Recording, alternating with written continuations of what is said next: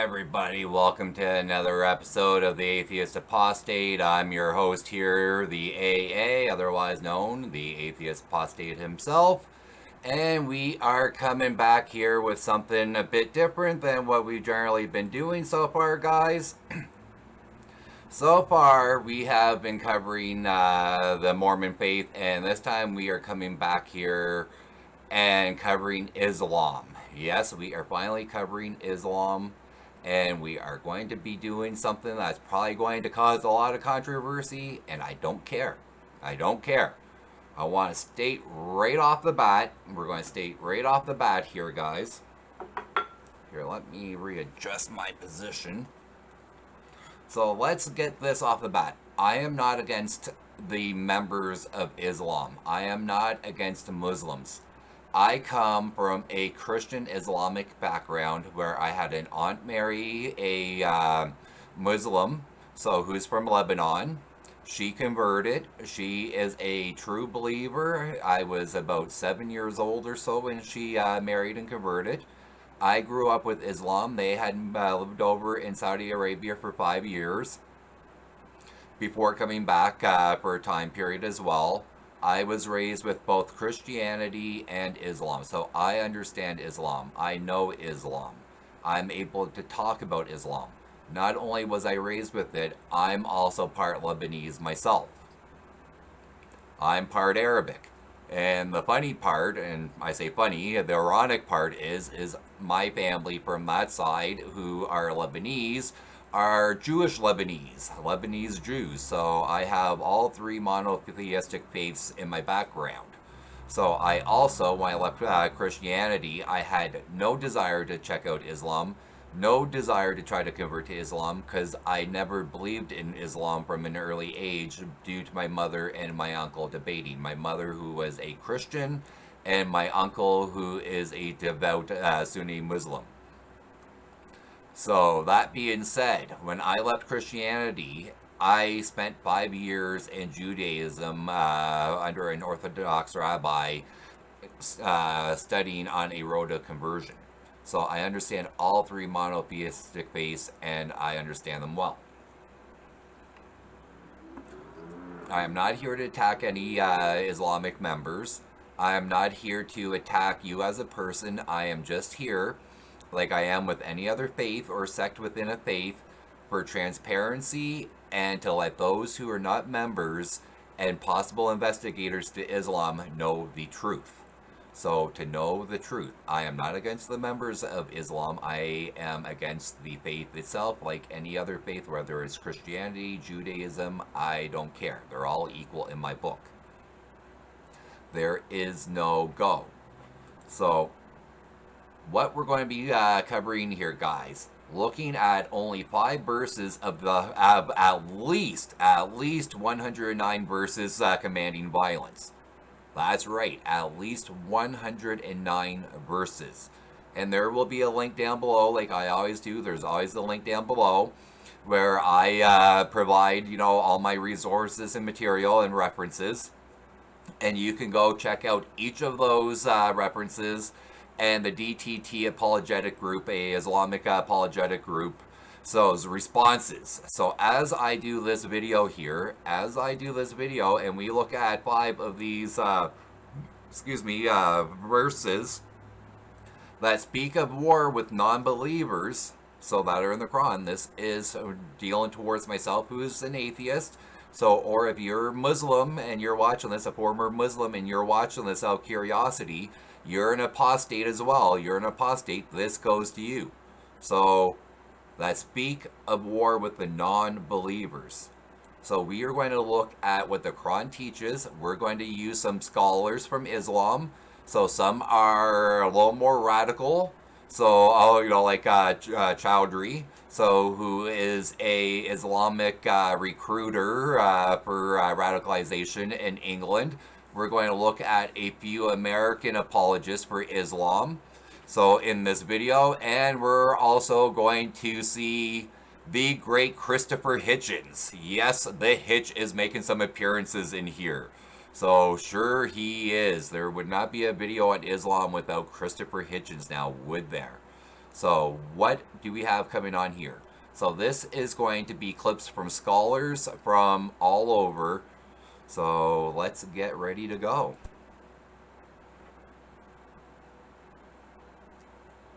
Is Islam more violent than any other faith? I believe that there are certain areas in Islam that needs to be reinterpreted. Otherwise, you will face violence at the end. All right. We are hearing from Tawfiq Hamid, who is a author and also works for a society, so an organization. He speaks on behalf of some societies here, so he is an authority on Islam. Other religions have probably some texts that may lead to violence if you understood it literally. However, many of these religions have reformed already. Islam has not reformed yet. No, because remember, Islam... Oh, sorry. So as you just heard him say, they have not reformed yet. So like every other faith, they have gone through their own challenges and diversities.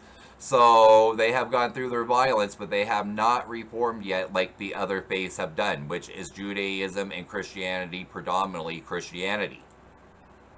Many of these religions have reformed already. Islam has not reformed yet. See? No, because remember, Islam makes one special claim for itself. All religions claim to be revealed truth. All right, guys, we're starting off with the Hitch rebutting. So what would a rebuttal be to Islam without Christopher Hitchens? And I'm not even going to say it because the Hitch says it best. They all are founded by divine revelation. But Islam rather dangerously says, ours is the last and final one.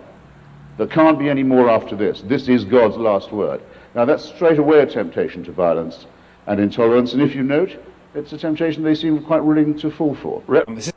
All right, guys. Yes, we will be going to AP in a moment. Yes, the AP, Apostate Prophet, makes some appearances in here as well. Because I find him a figure for the critical side of Islam. But as you heard the Hitch say, Christopher Hitchens, for you're not aware, Christopher Hitchens has now passed away, but he was a very critical opponent of Islam. And he says straight up that they make the claim that they are the last of the religions. Muhammad is the last prophet. Islam is the last word. There is no other word but Islam. So, and that is true. And, you know, I'm going to ask you Muslims right off the bat, and you guys looking at converting, or Christians or Jews, you know, anyone watching this, this is for our Islamic followers. True or false question. A true or false question. From the moment you are born, you are taught that Allah is above you and your family. You put Allah above you and your family. True or false? Second question. True or false?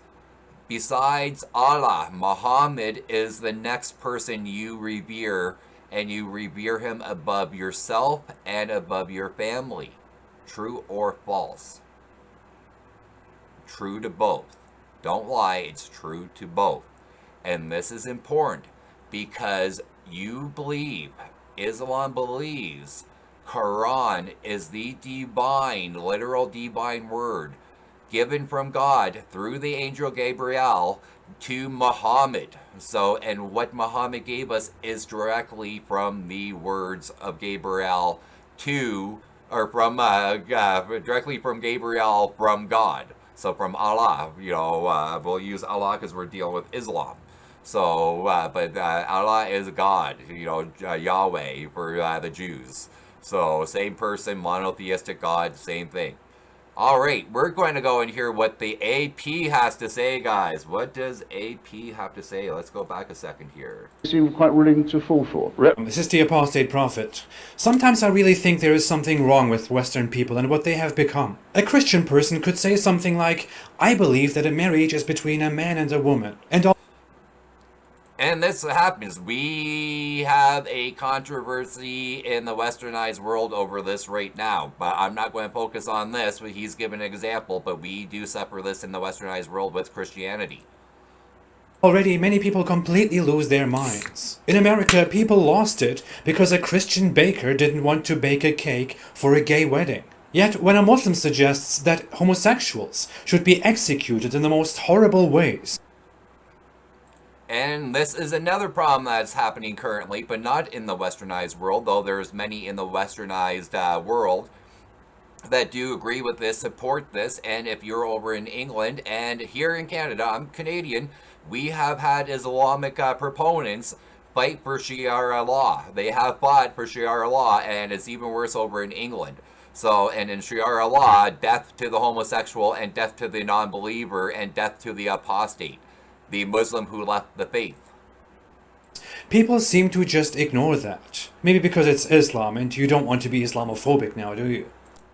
Well, it's not that I agree somewhat with the AP here. I somewhat agree with you, AP. But not only is it we do not want to be labeled as Islamic phobic, that because any type of racist title being attributed to you is horrible. So it's horrible. So, but I also, and let me get my train of thought back here. We'll edit this out. Seem to just ignore that. Maybe because it's Islam and you don't want to be Islamophobic now, do you? Oh, yes. Not only do we want to not be Islamic phobic here, so most people in the westernized world, England, I say the UK period, France, North America, a lot of people just don't give a rat's ass. To be blunt, to be honest, we just don't give a rat's ass over here. I'm not saying I don't, but the culture itself really doesn't. So you guys are Muslim over there. That's an Islamic country. They follow a different culture, a different society. And for the North Americans and the UK and England and some other countries like that, they honestly don't care because in their eyes, not mine, in their eyes, Muslims are all terrorists. I'm going to make it straight off the bat. I do not believe that Islam is terrorism. I do not believe that. I believe there is terrorism within Islam. I want to make this straight off the bat nice and clear. If you are over in the Middle East, ISIL has gone into towns in Afghanistan, in Pakistan, and in Iran, and Syria. They have punished, killed, mutilated Muslims who did not agree with their version of Islam. So they have persecuted those. For you who are not familiar with Islam, there's two main branches, Shia and the Sunni. So they are two splits within Islam. One is larger than the other, and there is a persecution from the larger to the smaller group. So there is a faction within Islam, and there's more than just those two, but those are the two largest. So, and you'll learn more about this later on in the video. But they fight with themselves, they kill within their own, so this is not just a problem with them doing this to non-Christians. And the same anachronistic, old-fashioned ways of teaching are still today valid. And Is that a yes or no? So, this is the scholar we opened up with. This is a Islamic scholar apologist. He is admitting that the violence has been there since the Quran and it has not changed. So the host is about to ask him, if he thinks Islam is more violent or still violent. So let's hear this. Valid and Is that a yes or no? Is it more violent? I believe with the literal understanding of it and with its history as written in Sharia books. As its history written in Sharia books. This is the law that in England and some places in Canada and other countries, Muslims, not radical Muslims, believing Muslims are pushing to have as part of the secular law in other countries that are not Islamic countries. So let's hear what he has to say. Today, it is more violent. Today, it is more violent. So he says today it is more violent, not in its past, not in its history based off of Sharia law and its history, but today is more violent. So we are going to go over here and hear what a Christian theologian and so this is a theologian and scholar, historian of the Church of England, along with Christopher Hitchens, speaking on this exact topic. So let's hear. It's a serious motion before the United Nations that saying anything critical of Islam would be criminalized. And that's the end of free speech, and it's very dangerous. All right. So they have appeared before the United Nations. This is what this is. They have appeared before the United Nations. They have petitioned before the United Nations to have it illegal, to have a law to outlaw the criticism of Islam and of Muhammad. If you know your history, they have bombed Islamic groups, not just terrorists. Islamic groups have bombed newspapers and organizations and killed people for criticizing and questioning Muhammad. So for even portraying a picture of Muhammad. So this is going to be Christopher Hitchens' response to this. The Nations non-binding, so far non-binding resolution, which has carried now for 3 years, it was carried again this week, sponsored by Pakistan, a country for which we pay. Yes, Pakistan. Pakistan, an Islamic country. Pakistan, a country that helped support bin Laden. So a Taliban, a terrorist group. It isn't really even a country, barely even a state. It's a construct of Muslim partitionism carved out of the body of India. It wants to tell us what we can say and what we can think in our own country. And it says that we mustn't ever use the word Islam in any sentence that includes the words violation of human rights. So if we criticize any of their actions, beheadings, hand cutting off, even if we criticize the terrorists for what they're doing, because we cite what they're doing in Quranic verses, and we will get to the verses. So I have the verses. We're just setting this up. We need to understand this before we get into it. They do not want any criticism, any questioning. We are not allowed, according to them. For example. First of all, I find it absolutely astounding that a former assistant director of the FBI would say that Islam is a more violent religion than most other religions. Okay. This is a Pakistani Muslim, a authority within the Islamic, community, and he is speaking on behalf of Islam and trying to justify the actions of non-terrorist groups, not just terrorist groups, but non-violent terrorist groups. You look at the Lord's Resistance Army and Joseph Kony, that was made famous in the Kony 2012 campaign. That is a Christianist organization. You look at Christian extremist organizations here in the United States that have bombed gay nightclubs and abortion nightclubs. Okay, so we're not going to deny that. We're not going to deny that. We have some radical, the West Lane or the West Side or Westboro Baptist Church. We've got some extremist Christian sects. There's no doubt about it. So, but they have not gone to the extreme that other terrorist sects, other extremist sects. And yes, we're talking about terrorism because, yes, and I'm not saying Islam is terrorism. Let's clarify that. Just like Christianity isn't terrorism. But because there's verses that support those actions within those two religious scriptures, there have been people who have used those to justify their actions. And he is trying to justify the violence in Islam, comparing it to the violence in Christianity, and it is no comparison today to what Islam is compared to today. Abortion clinics in the name of Christendom, but every mainstream Christian knows that these are completely outside of any normative understanding. Okay, so they're just about to argue here and get nonsensical. I agree with him here.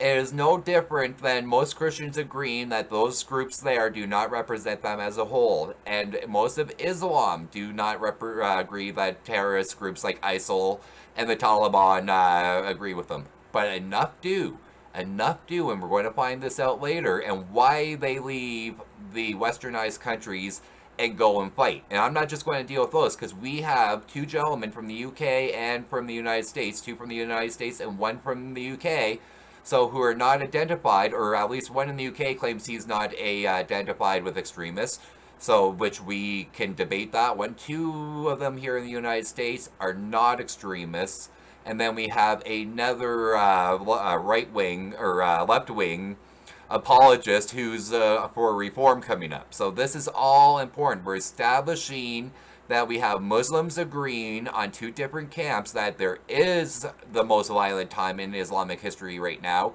and one trying to justify the most violent time in Islamic history right now. So this is what we're establishing, guys. By saying that Islam is more violent than any other religion, it doesn't mean that other religions aren't violent. We're talking about history and the reality. If you're looking at the bombing of abortion clinics, you're not looking at the numbers of a 9/11. You're not looking at the numbers of a Boko Haram. You're not looking at the many people who are killed from ISIS and beheaded. People don't go into abortion clinics. Yes, death is death. Yes, death is death. I agree. I agree with the host's, comments.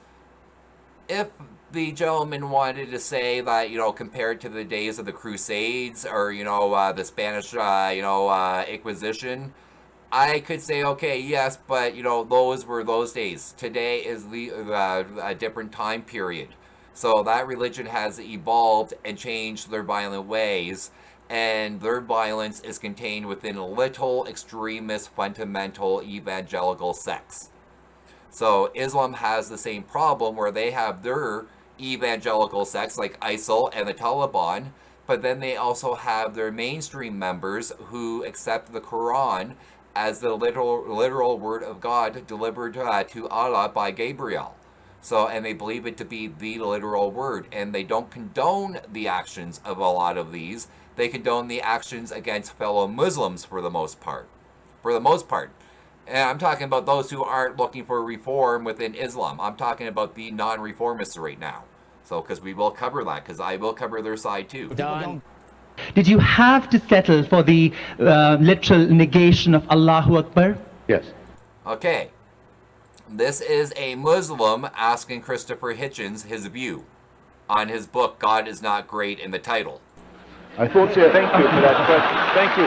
No, it's a very good question, and I'm glad. I wanted to come back to it. Why? Yeah, as I've said, I think that all religions are wrong in the same way, in that they privilege faith over reason. But And I agree with the Hitch 100%. So I'm not attacking Islam. I feel the same way about all religion myself.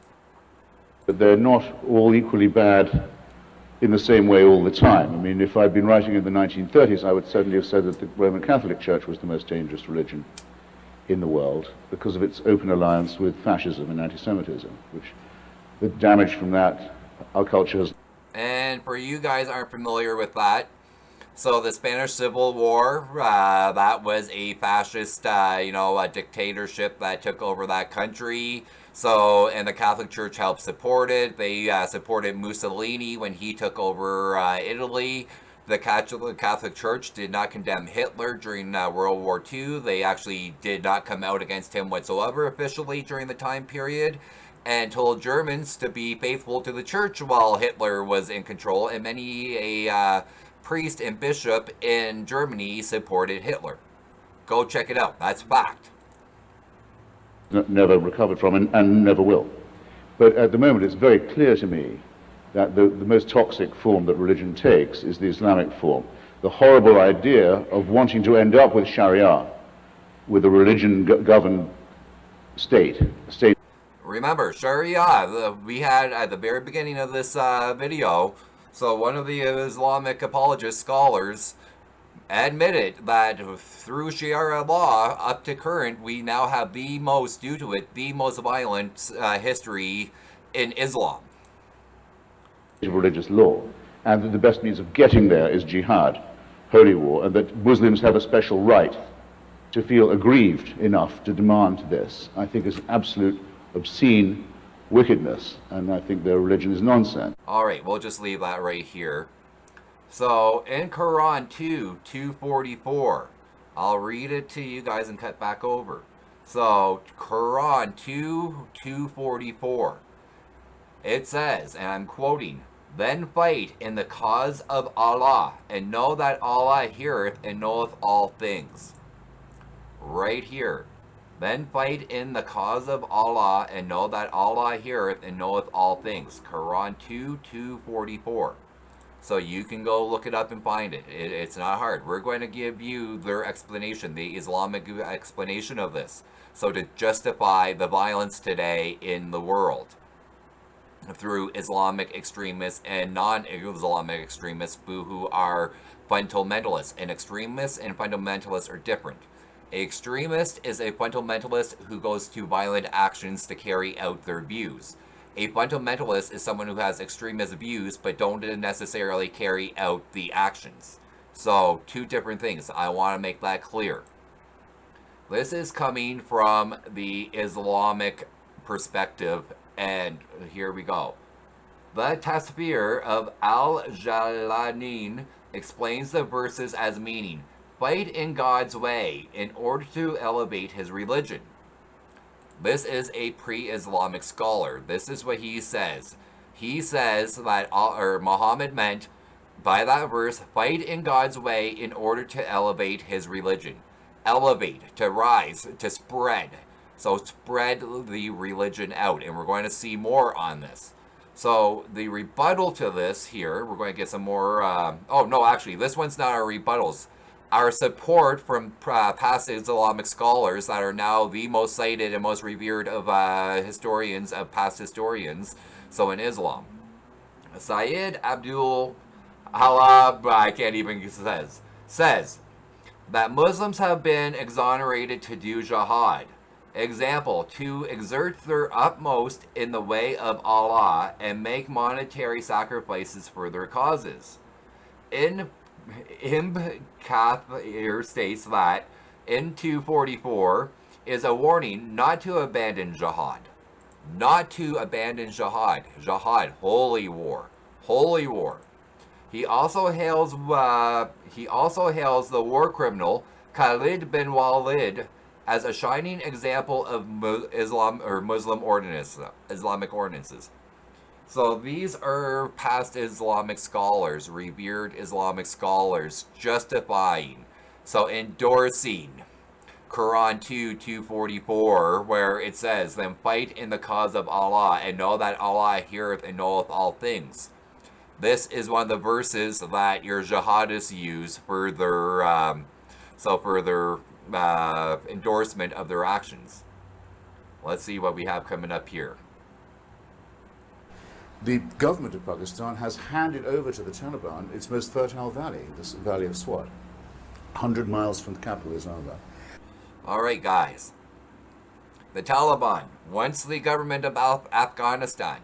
So they were once the in-place government of Afghanistan, placed there by the CIA, which you know is ran by the United States of America, to counteract the Russians during the Afghanistan war when Russia invaded. So there was no dispute.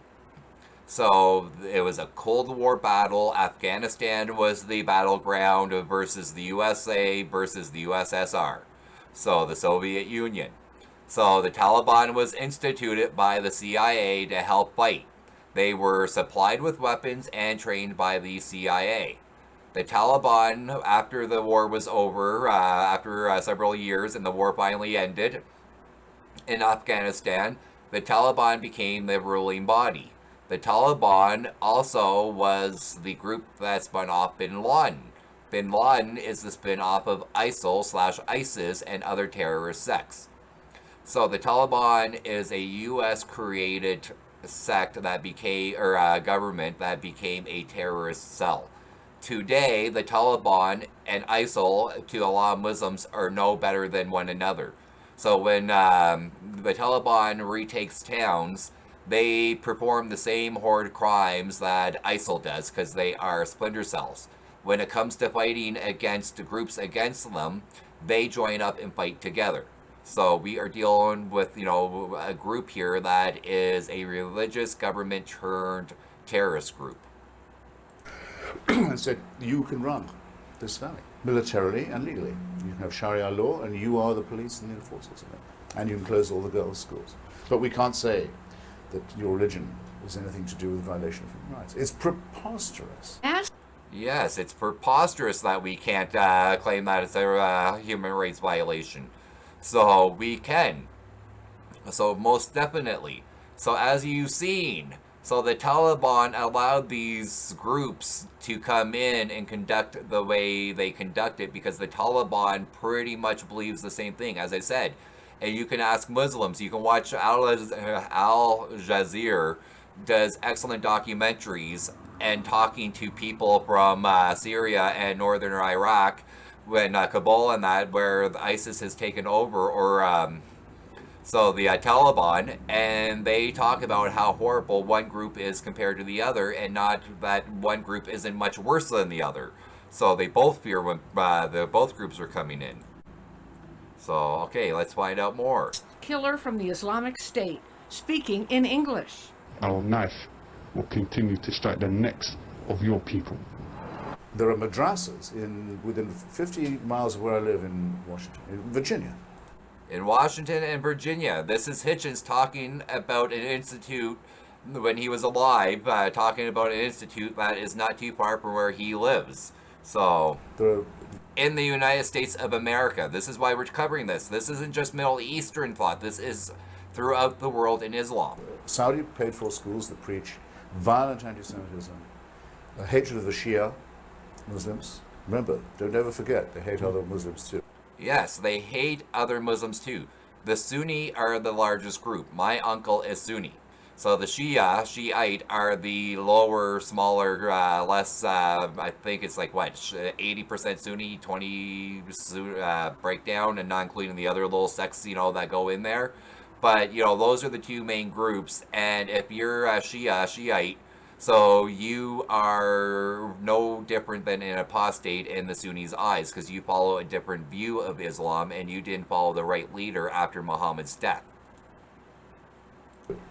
Of Hindus, of Christians and Crusaders, and of course of atheists. So yeah, so of course of atheists, because we are heathens and unbelievers. We are apostates. We reject Allah. So I'm going to focus, we just talked about the belief and the teaching inside the United States, the institute inside the United States. So let's turn over to Europe for a second. British voices shocked people here, waking them up to the fact that nearly a third of the 15,000 foreign fighters for Islamic State or ISIS are Muslims from Western Europe. From Western Europe. So we have radicalized Muslims coming from Western Europe. We have non-radicalized Muslims in Western Europe teaching the same thing. They're just not radicalized. We have an institute in Virginia in the United States, not closed down. It's ran. That's not radicalized. They're not radicalized, but they are fundamental Muslims teaching the same beliefs. One just justifies it, the other carries it out. Seeking an alternative to the alienation some feel here at home. Yeah, the alienation they feel, because they feel that Sharia law should be the law that everyone follows by. They believe that Sharia law should be included, which is Islamic law. So they believe that should be included in government law, secular law. So in England, they are protesting constantly, trying to have Sharia law included, which would be myself and others, or if they had a built Islamic community, they have their own Islamic communities where they try to, incorporate this on their own illegally, and they want it legalized. So these aren't just radicals, these are fundamentals and regular believing Muslims who want this done. Not just radicals. The radicals are leaving Western Europe and North America and heading over to fight for these radical groups.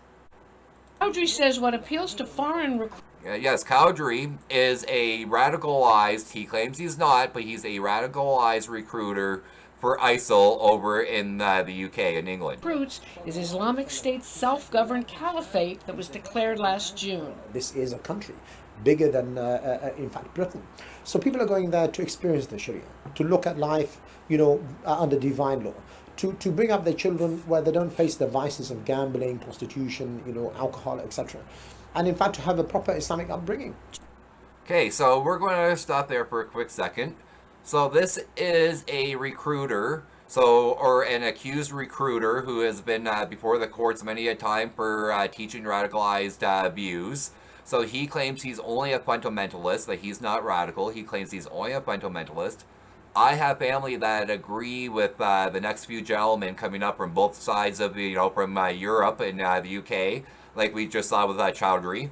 And now we're going to be coming to some North American, agreeers of his that are also non-radicalized and not going over to fight for ISIL, who agree with my family. So who are fundamental believing, well, my aunt is liberal, my uncle is becoming more liberal, but he's still a fundamental in the Quran is the Quran. So let's go see what the AP has for us. AP, what do you have for us, my friend? Daniel Hekikachu is a relatively popular Muslim apologist in America who has a very traditionalist Islamic perspective, and he's not shy from sharing his terrible ideas.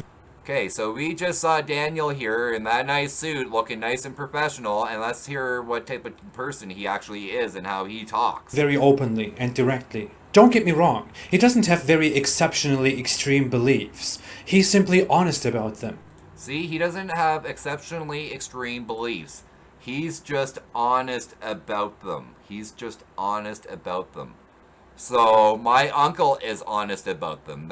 He's not an extremist, he's not a jihadist, he's not going over there and fighting on the side of ISIL. He doesn't agree with that one bit.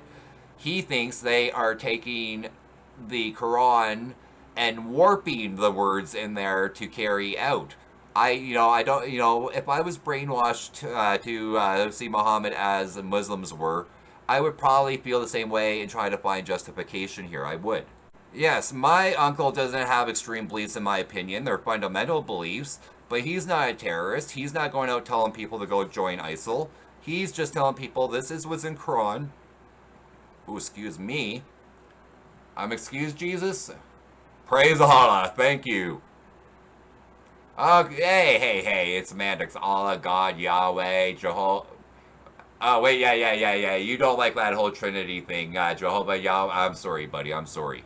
So Jesus is telling me quit with the Trinity thing. He doesn't buy into it. He hates it. So he doesn't want to get stuck lumped up being called his father. He just thinks that's ridiculous.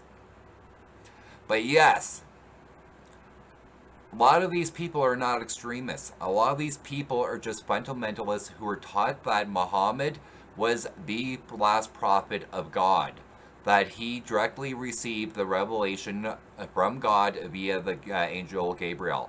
They are not terrorists. They are not extremists.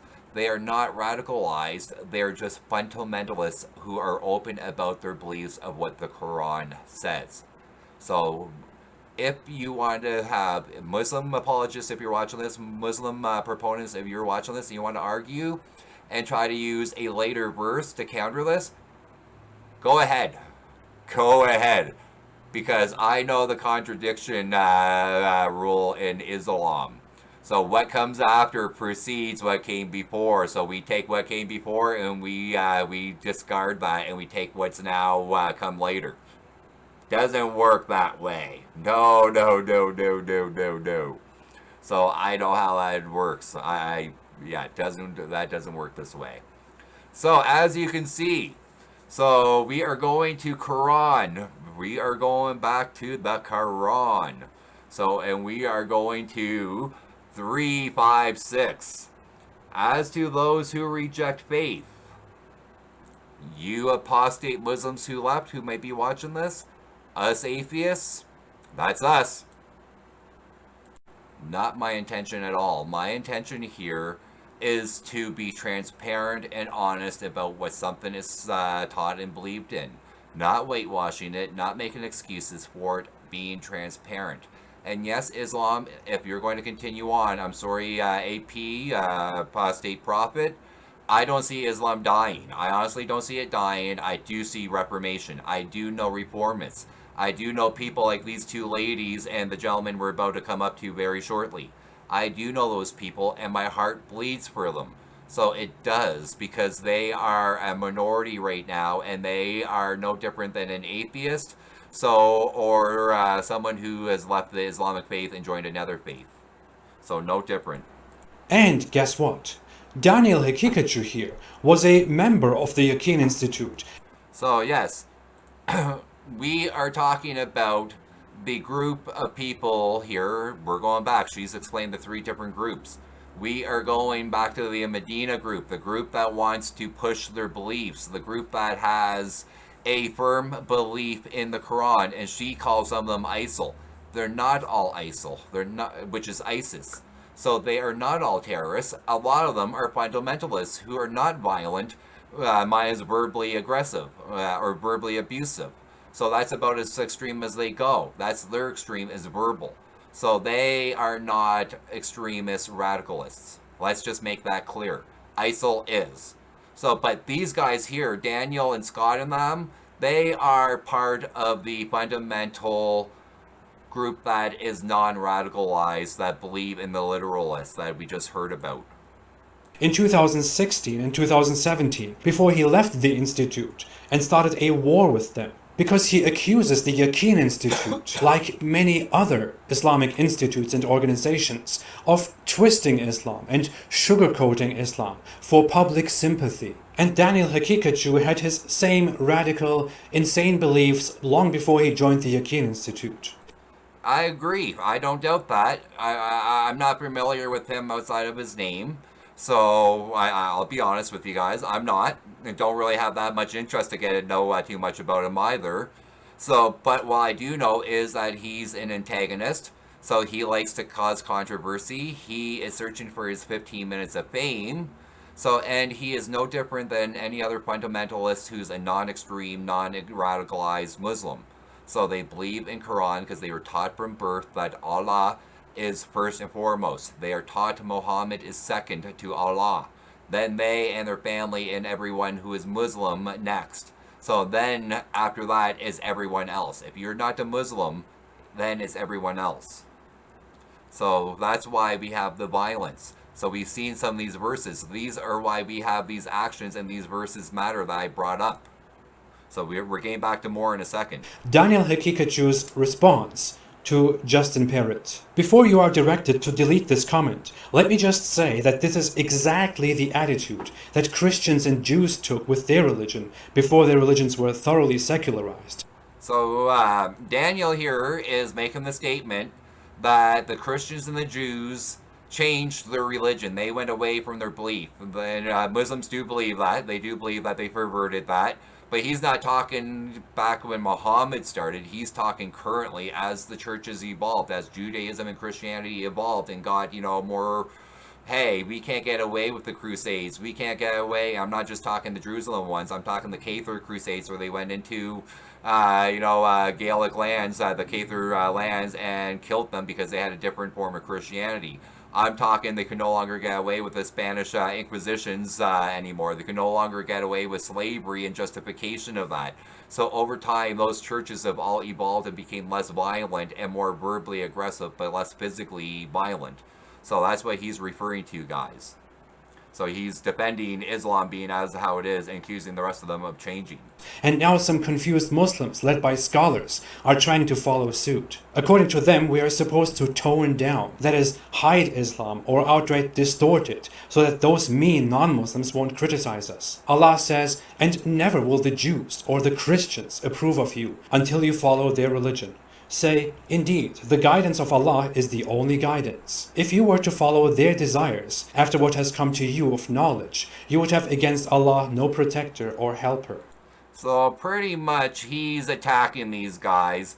He's blaming historians and scholars hijacking Islam, just like he believes the scholars and historians did with Christianity and start changing it.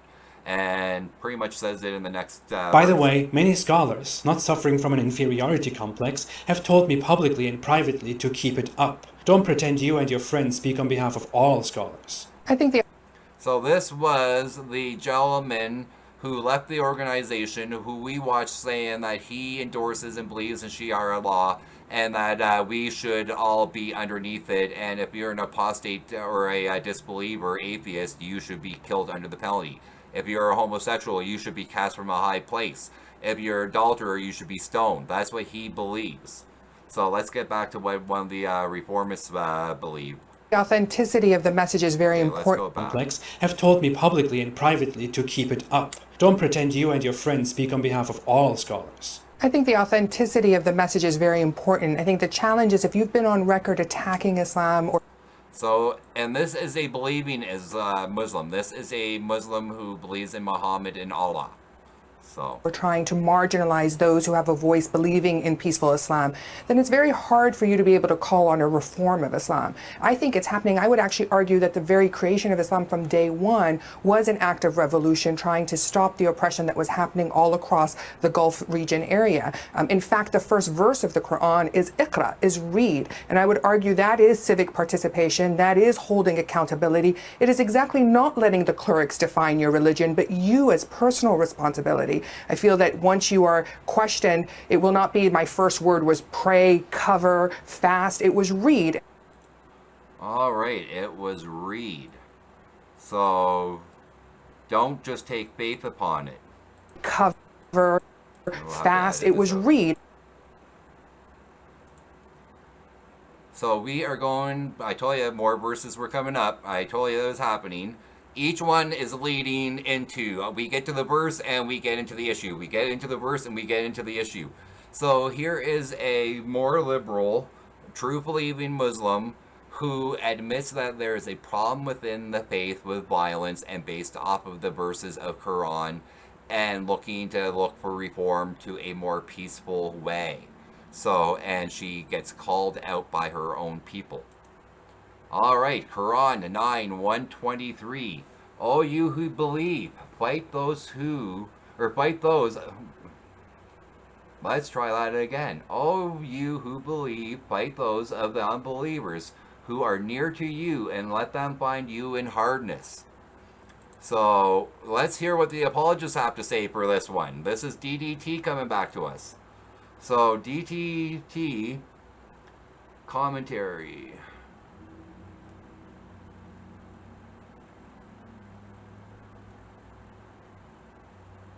Okay, they say commentary on the Quran. So, and they give the name of, I can't get that long string of name out below. I give the quotation below. But the quotation below means that the verse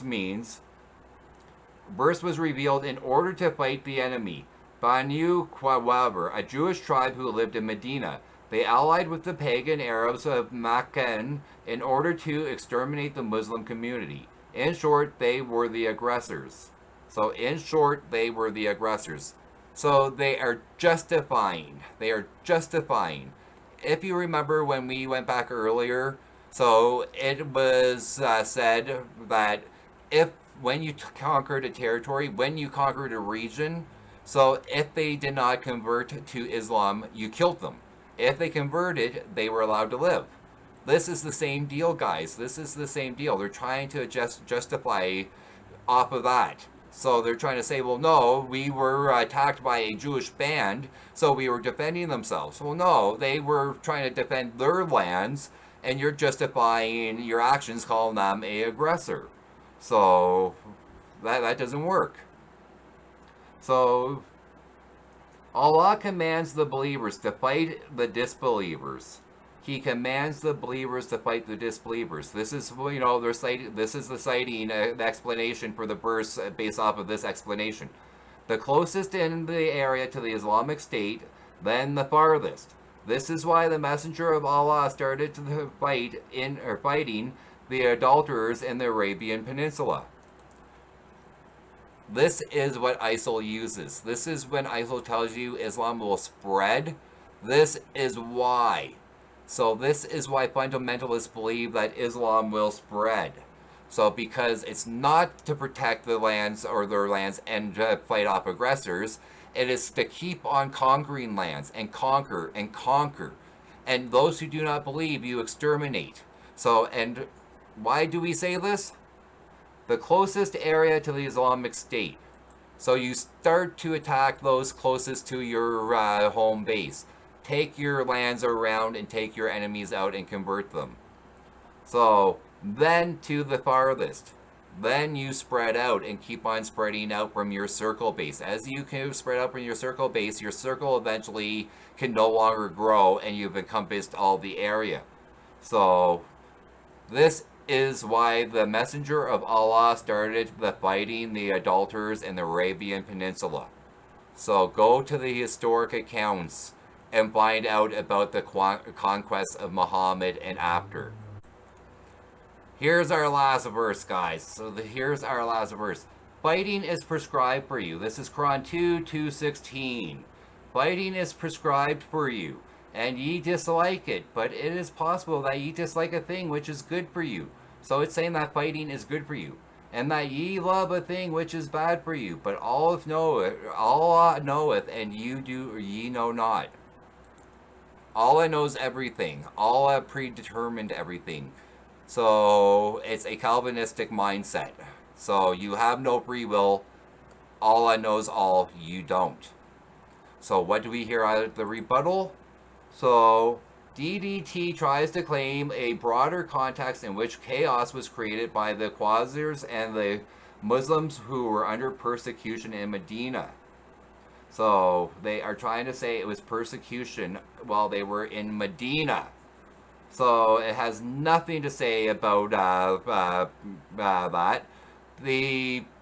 What they try to say is about the next verse. As they exist, there are open-ended commandments to fight non-believers, even when it does feel good in order or make sense.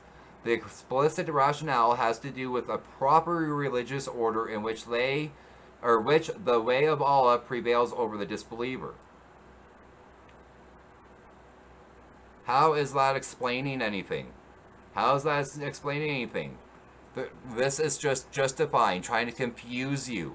So this is trying to confuse you and justify that Allah is telling you, Muhammad is telling you that it's good to fight for you guys. There's no defense on this. None.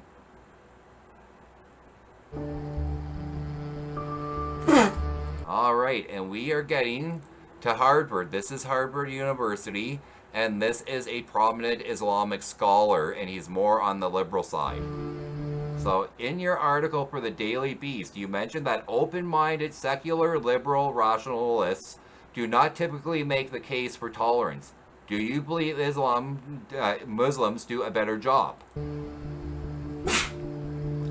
Well, one of the things I'm trying to do is to encourage everyone, not just Muslims, but Muslims included, to do a better job at that. The part of the problem is that secular rationalists they don't subscribe to truth in that sense. So they're trying to say that we don't subscribe to truth. So it's not that we don't subscribe to truth, is we want the evidence. We don't want whitewashing. Quran threatens a disbeliever by saying that if the disbeliever doesn't stop, then Allah will drag him by his forelock. Okay. There's no justification for that, even on the liberal side. So they're trying to say that we have to understand, we have to look at the truth, we have to know what the truth is and in context. But if you try to look at the truth, if you try to understand, Quran instructs that you are to be killed. One route in and no one route out of radicalization. Former Islamist revolutionary Majid Nawaz, who now heads the counter-extremist Quilliam Foundation, says there are 3 preliminary steps before responding to the call of the caliphate. They are a perceived sense of grievance. The second is what I call an identity crisis. And the third is, then into that mix comes a charismatic recruiter. All right. So we'll see the fourth in the next clip. There's a problem with this. You're talking 2 different branches, main branches of Islam, Sunni and Shiite. So one believes differently than the other. So that's a fact. It is a fact. So there's no quasiness about it.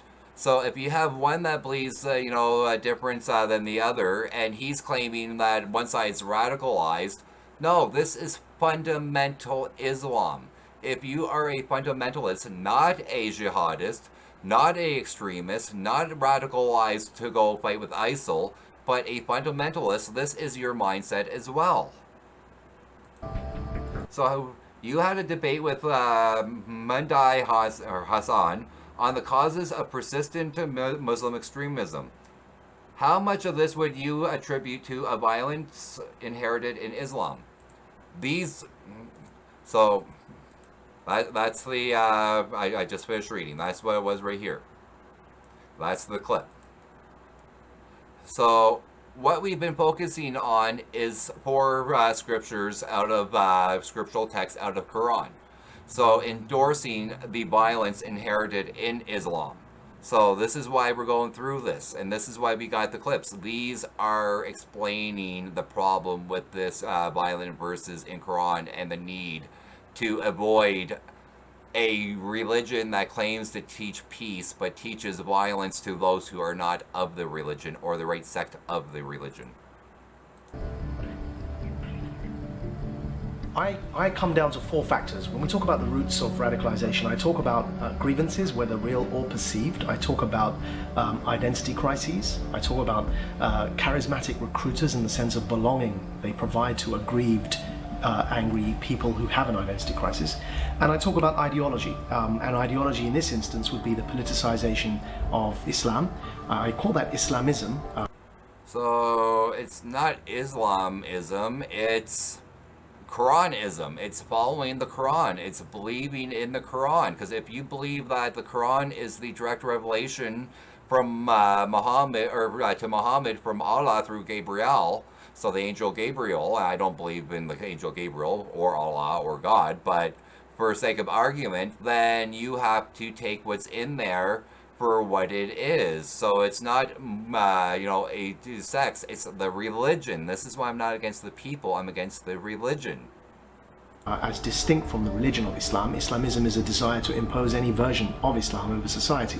And so in this instance, we're talking about Islamism as an ideology rather than Islam the religion. But no, we're not. No, we're not. So Islam is an ideology. It's based off the Quran. It's based off Sharia law. It is based off the words that Muhammad said and through the scholars and scribes afterwards who recorded his words and gave interpretations of what Muhammad meant. So that's what this whole religion is based off of. Members are seeing, Islamic members are seeing how toxic and poisonous it is. They're seeing its violence. They're seeing it and they want to change away from it. So some of these guys aren't, denying it. They're just justifying it and saying they want reform, and that's just justification as well. those four factors, grievances, identity crises, charismatic recruiters, and ideology, all play a role. They all play a role also in fundamental Islam. So fundamental Islam.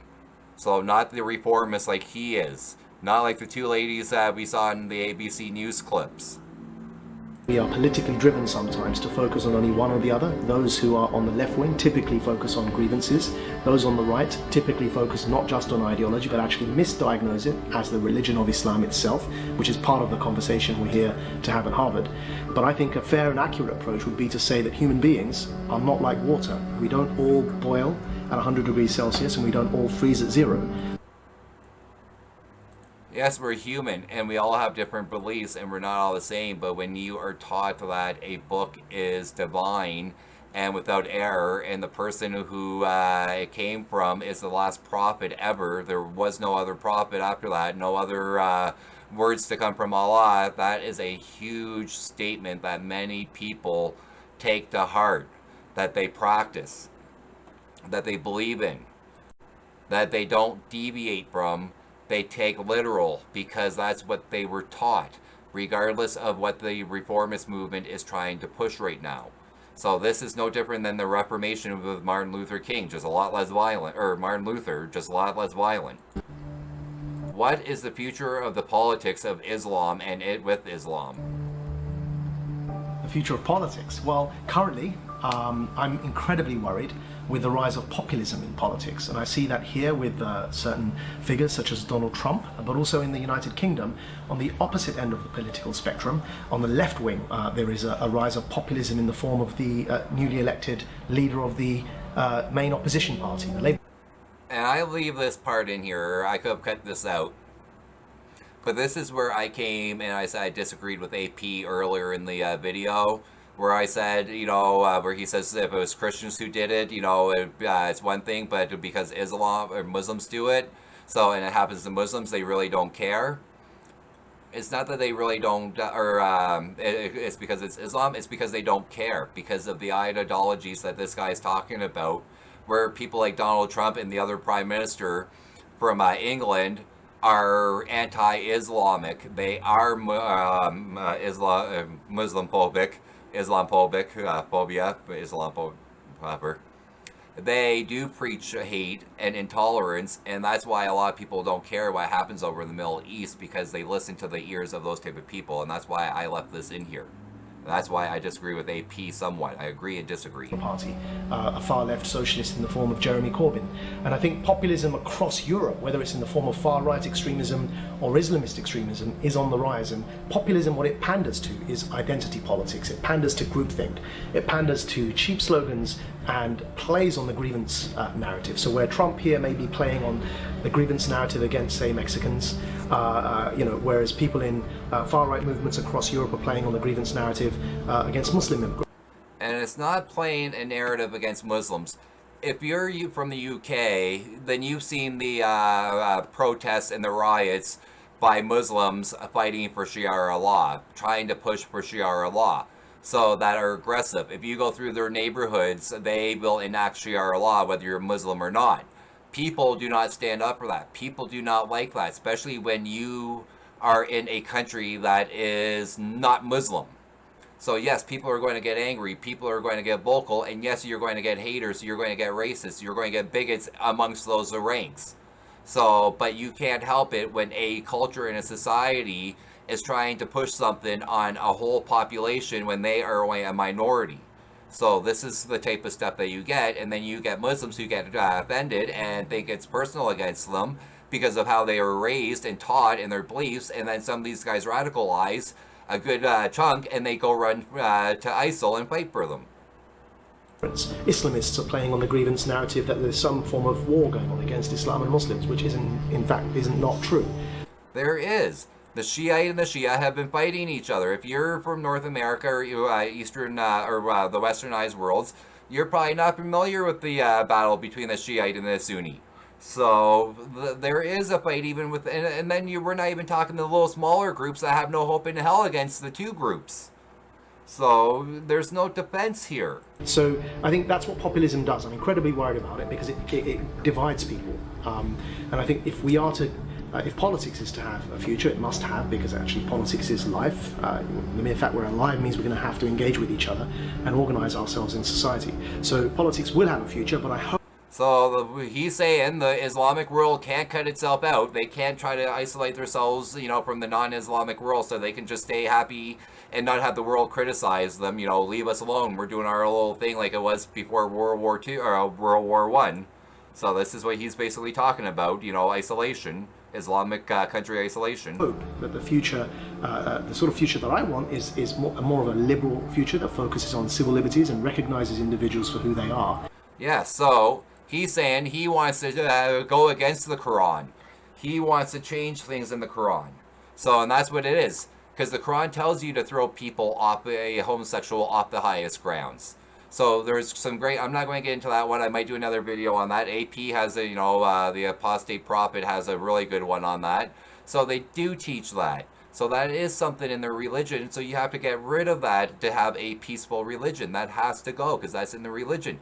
They have to get the stoning, gone out of there. There's things in there that's distasteful and that you can't harmonize without removing it, which means you now have to question Quran. You have to critically question Quran. And that is a no-no. So big no-no. And moves away from some of this groupthink and identity politics that I'm incredibly worried about. In the Quran, in my book, that there are these 5 key concepts within Islam that need to change. So she's saying there's 5 key concepts. These are reformists who are Muslims and former Muslims who want to see the religion continue on, saying that Islam needs reform because it is violent. So it is violent. We just looked at 5 of 109. So there's more, but that could be interpreted, but at least 109, no clear-cut, no ifs, ands, or buts. And we only looked at 5. So, and this is what she has to say about trying to get away from this violence. Yes, the Quran says read, but the Quran also says kill. And there are Muslims who take that literally. Yes, the Prophet Muhammad preached peace in Mecca, but later on he There are preached to examples death. in the Bible, in the Yes. Torah as well. But Leviticus, 10:34. whoever blasphemes the name of the Lord should surely be put to death. All the congregation shall stone. Or Matthew's 10:34. But I don't where come are in the peace. Christians today who are forming movements like the Islamic State? Yes, where are those movements? They want to try to cite the Old Testament and the New Testament. They are trying to justify this Islamic reformist and this Christian anchor are trying to justify this Islamic, former Islamic atheist, his comments. And I love what she's going to fire back on because there's no comparison. There's no comparison today. So between Judaism, in Judaism there is. And we're going to get another video down the road. So about quickly, Zionism. Zionism is a political sect of Judaism. They are a political form group. So they are not Judaism themselves, just like ISIS isn't Islam. So, and they can be wrapped up with ISIL in my books, and we will do a video on that down the road. So, but this author, this atheistic former Muslim, is going to put it in place. Let's watch her give them shit. Who want to introduce Sharia law and apply it, and look at what happens when Sharia law is applied. Wednesday, just this Wednesday, in Yemen. And this was in 2015, guys, 2015. Muslims killed 135 other Muslims. But should it be such a broad brush? Medina, as you say, Medina Muslims are a small group. I know that means millions and millions of people. Yeah. But should all Muslim? Doesn't this incite people to be anti-Muslim? Day in, day out, in the name of Islam. In the name of Islam, day in and day out. So Muslims, you know this. Be honest with yourself. True or false to what she's saying? True or false to this? People are killed and most victims are Muslims. It is now time to... So true or false that most of the killings are Muslims being killed? True or false? You Muslims. It's true. So in southern Syria, in northern Iraq, in other territories where ISIL has had control over, they have come in, and if you're not willing to follow their law, Sharia law, you are killed. You are taken to a prison and killed. You are tortured and interrogated and killed. So this is being done to fellow Muslims. This is why I said I am not anti-Muslim. I am not anti the follower of Islam. I am anti the religion itself and anti the Quran, because this is stuff that happens right here in the name of the religion and in the name of Quran. Look at and reform the religion of Islam so that we get to a place where we have peace. This is a perversion. This is something that is vile. And this is a perversion, and this is something that is vile, come from Daniel, a North American non-radicalized Muslim, which means he's not a terrorist. So he's just a fundamental. So, and his belief is that anyone who believes like these ladies, anyone who believes like the gentleman before, so anyone who believes like myself and the apostate prophet, that's what Daniel thinks about us. So that's what he thinks about us. So us who criticize Islam, us who question Islam, those who leave Islam like AP and the one lady on there, so who's the author, that's what he thinks and what a lot of other Muslims think. I'm sorry.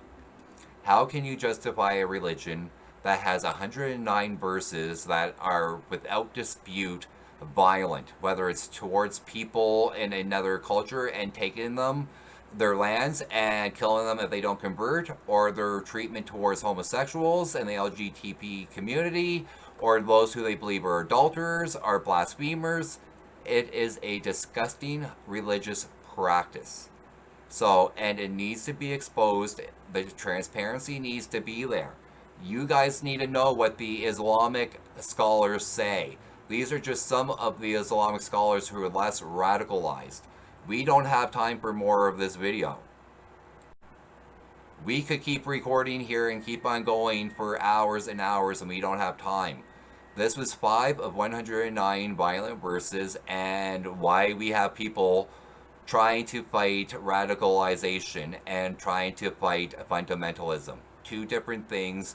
One leads to the other. So not both are the same. So, but this is why. And we cannot accept it, we cannot justify it, and we have every right to criticize it and call it out and question it. Every single right. So, alright guys. I hope you got something out of this video. I hope you enjoyed it. So if you agree with me, let me know why. If you disagree but not exactly the same, give me your reasoning why and your evidence. And I know Muslims out there, you're going to be coming after me. I know you are. Bring it on. Bring your evidence. I don't want wiki. You give me the scholars. You give me the sources. You give me the information and I will rebuttal it. So until then, this was the Atheist Apostate. Hope you guys all have a great day. Keep it real. Talk to you later.